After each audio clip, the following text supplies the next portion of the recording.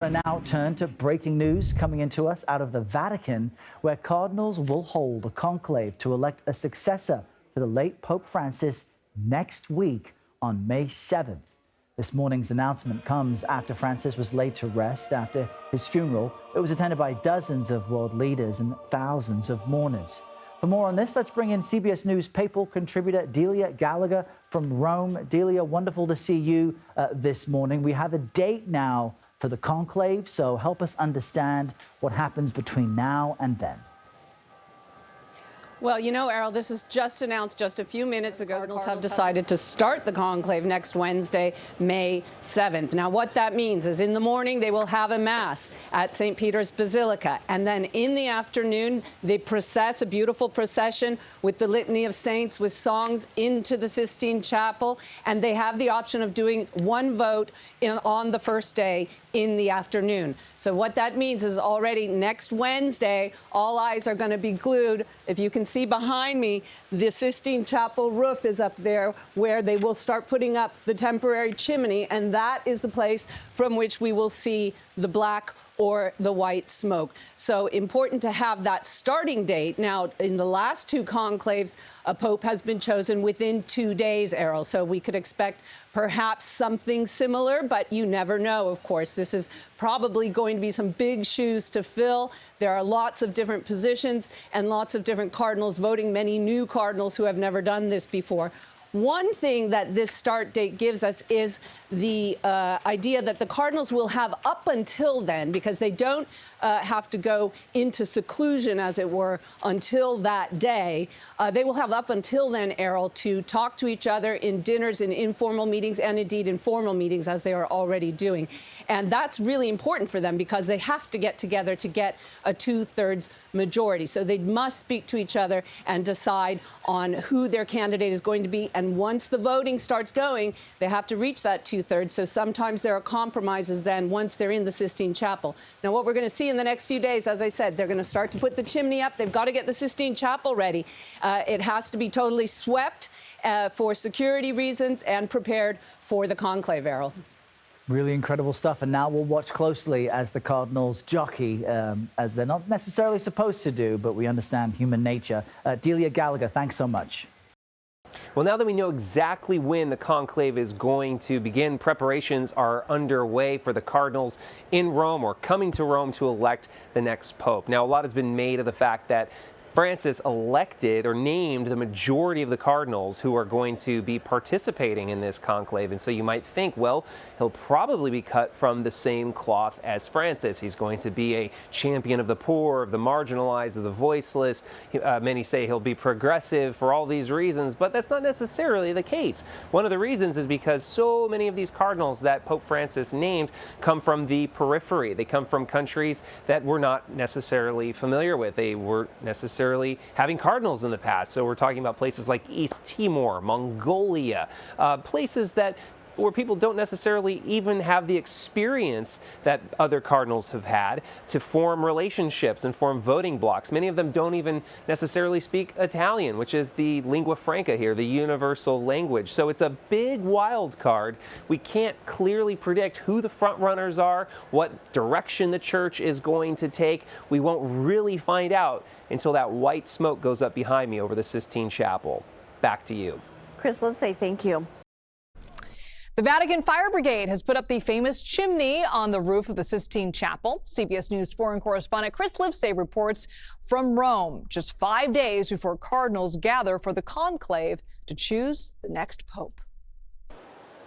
Well, here in St. Peter's Square, that mood of mourning over the death of Pope Francis has shifted to one of excitement over who his successor is going to be. Now, you couldn't ask for a better vantage point than this one. Just over my shoulder, you can see the Sistine Chapel, where that white smoke is eventually going to come out, announcing Habemus Papam. We have a pope. It's fantastic. It's really historical, isn't it? I love this country. I love Italy. I'm Italian myself. The way it works is the cardinals, more than 130 of them from around the world, they write their votes on a piece of paper, and then they're burned. And if there's a 2/3 consensus that's reached, well, then you've got the white smoke saying we have a pope But if they don't reach that 2/3 consensus, it's black smoke. Now, typically, it's taken 2 or 3 days of voting in order to arrive at a pope. At least that's been the case for the last several papacies. But this conclave could take a little more time because there are so many cardinals from far-flung places around the world that Francis himself named in places like Mongolia and Papua New Guinea that we just don't know a lot about, and we don't know how they're going to vote. Some of them might even struggle to communicate with the other cardinals because their Italian might not be very good. So it may take longer than your typical conclave, and we might have a wild card, a candidate, so to speak, a pope that nobody saw coming. So there's a lot of guessing going on as to who the next pope is going to be. Chris Livesay, CBS News, Rome. The process to elect a pope is known as conclave, Latin for conclave, which translates as with key, because the voting takes place in top secret, with cardinals, the church's most senior officials, locked in the Vatican's Sistine Chapel. Here's how it works. First, the electors are chosen. These are cardinals who are less than 80 years old, and there are only 120 spots. Currently, there are 252 cardinals and 138 who meet the age requirements. Once that's decided, a special mass is held in the Sistine Chapel with all cardinals, electors and non-voting members. The electoral cardinals pledge on a Bible an oath of absolute secrecy. They are then sealed into the Vatican until a pope is elected to prevent any type of external influence on the decision process. Inside, each cardinal will write his choice on a piece of paper and then place it in a large chalice that's located in front of Michelangelo's fresco of the Last Judgment. Those votes are then opened and read aloud. It takes a 2/3 majority for an individual to be chosen as pope. So after the counting, the ballots are burned in a furnace with specific chemicals to make one of 2 kinds of coloured smoke. The smoke will be black if a pope has not been chosen and white if he has. And this is a sign that thousands of people that are camped out in St. Peter's Square will be looking for. Now, there can be up to 4 rounds of voting each day. In past centuries, papal elections could take weeks, but they've gone much faster in the 20th and 21st centuries. Once a new pope is chosen, that person will pick their papal name, which is different than their birth name. Those papal names like Benedict XVI, Francis, or John Paul II are often indicators of an individual's philosophy to the job. After that, a cardinal will announce to the world from the balcony overlooking St. Peter's Square, Habemus Papam, which means we have a pope. The new pontiff then introduces himself to the world. Melissa Matani, thank you for all that information. CBS News papal contributor Candida Moss joins us now to talk more about this. So, Candida, you can perhaps describe right now there are probably millions of people who saw the Hollywood film Conclave who have some inkling of what goes in to electing a new pope. But we need to separate fiction from reality. So describe for us the actual process that will happen.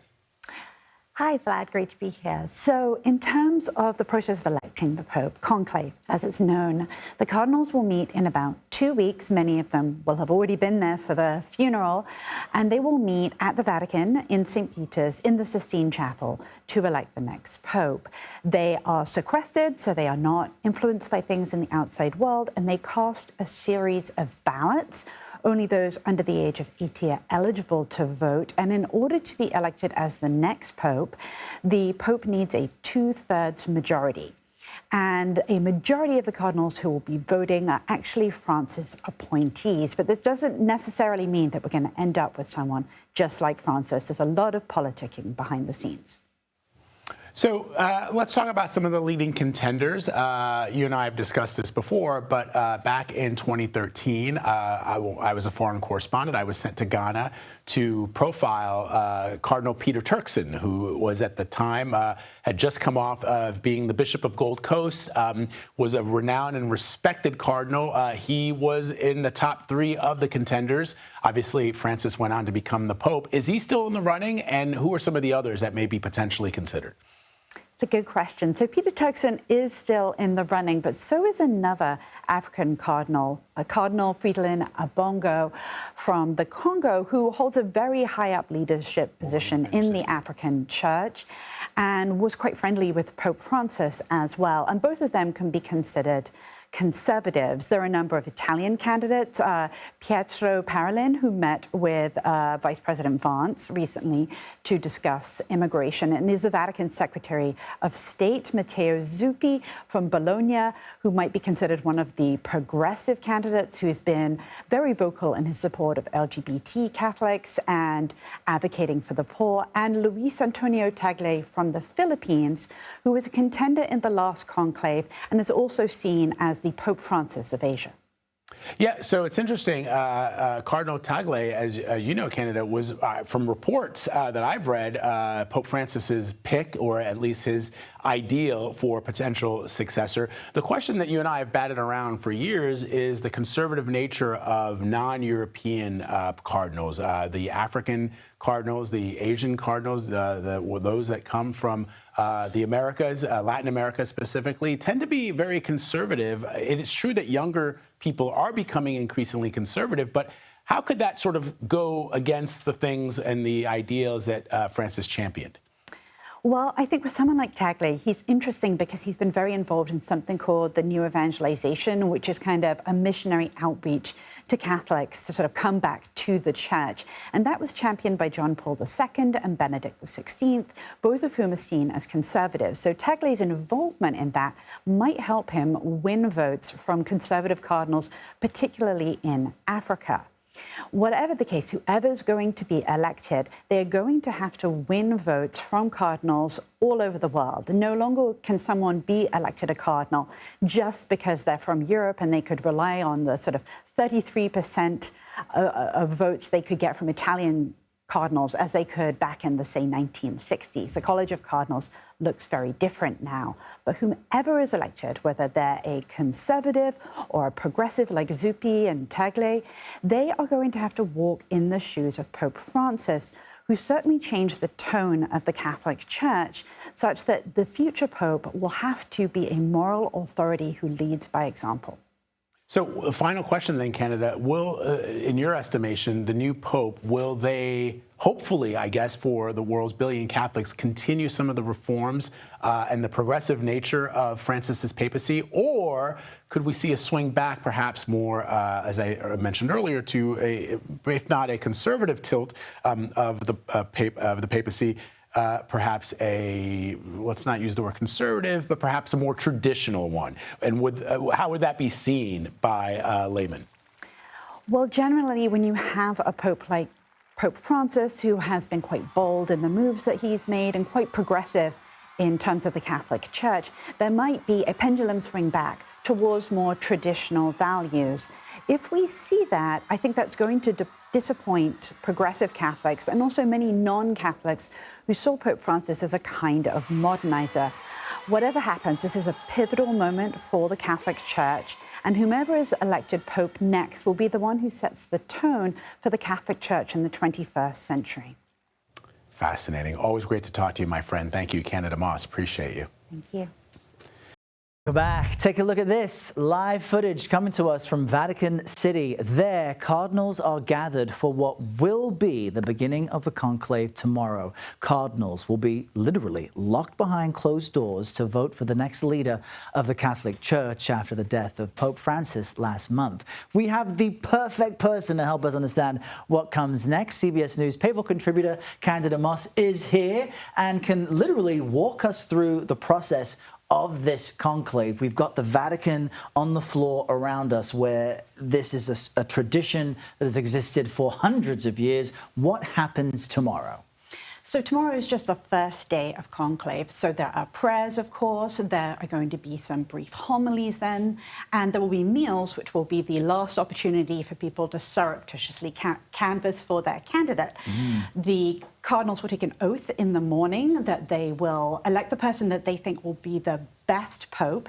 And then in the evening, they will take their first ballot. And that's where we will see the front runners emerge. Right. Okay. And let's just give a sense of where we're standing. I'm out near St. Peter's Square, right ahead of where the conclave will take place in front of me. You're in the gardens. They don't even get to go outside into the gardens. They're locked inside. Mm-hmm. But what will they be negotiating? I mean, if it's not a specific cardinal that you can say who will be the next pope, mm-hmm. what faction might come ahead?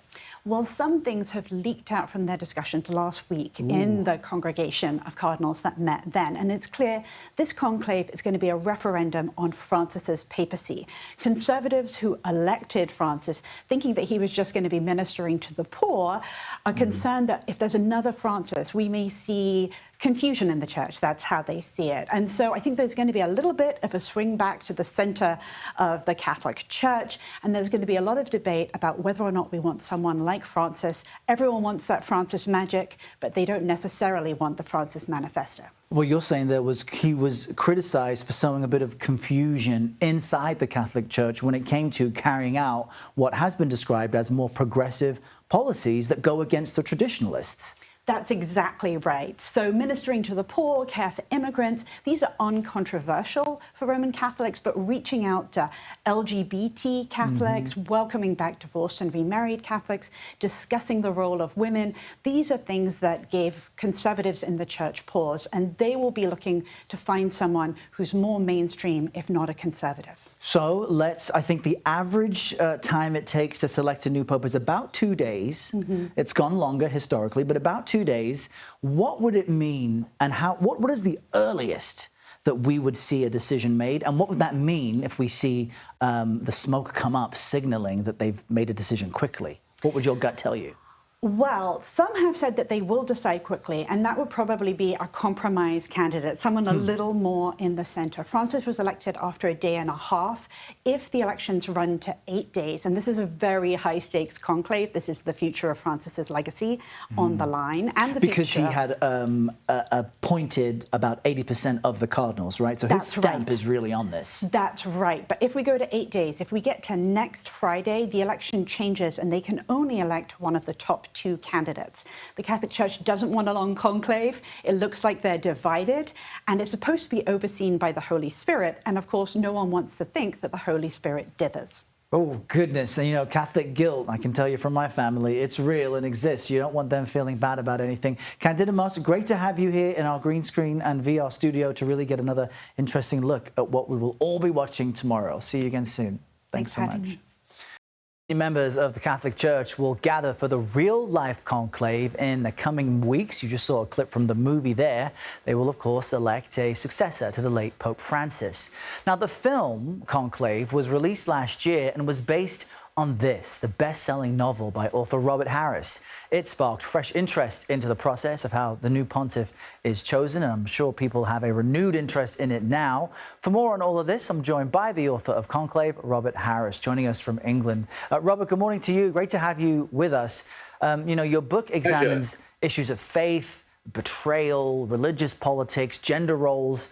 I'm curious about what it was about the 2013 conclave, which gave us Pope Francis, that inspired you to write this. Well, I just watched it on television, like most people, and just before the Pope reveals himself on the balcony, and we know who's been elected, the windows on either side of that balcony fill up with the faces of the cardinals who've just elected him.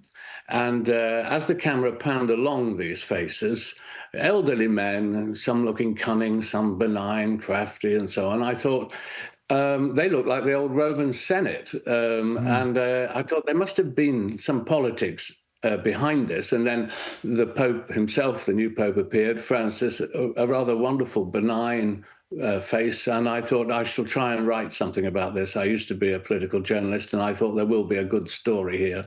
I mean, it's an incredibly fascinating topic, and the angles that you could have taken are effectively endless. And Conclave has been praised for its accuracy. So I'm wondering, and I understand your journalistic background, but how you weaved fiction through fact.